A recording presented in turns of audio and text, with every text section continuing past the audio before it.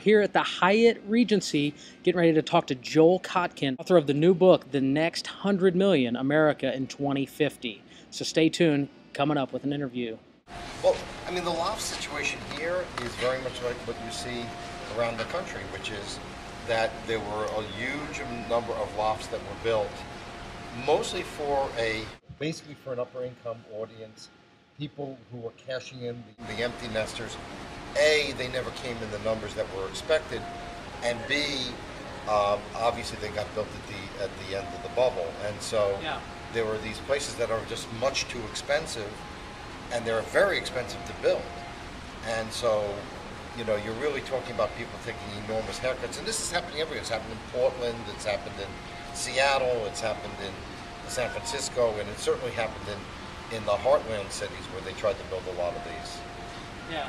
So I know I got to attend some of your stuff today, and you kind of just got to the fact that you don't feel like people are going to be moving there. You don't feel like there's like this whole push to move downtown, and then people aren't doing it.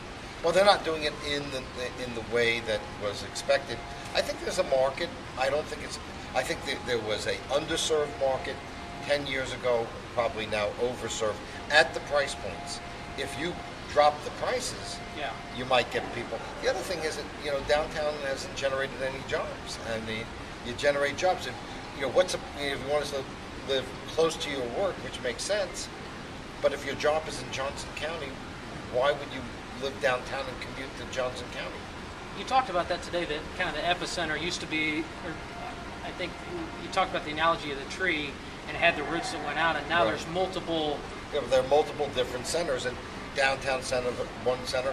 There are several centers in Kansas City, even within the city. So is that what's causing the problem? And is that what's causing people not to have to live? Well, why do you have to live in a place that doesn't have a lot of jobs? I mean, I don't get it. I mean, Kansas City is about 7% of the people in the region work in the CBD, and the traffic is so minimal here that it doesn't make a difference. I mean, you can live in Johnson County and be downtown in 20 minutes. So, Joel Kotkin.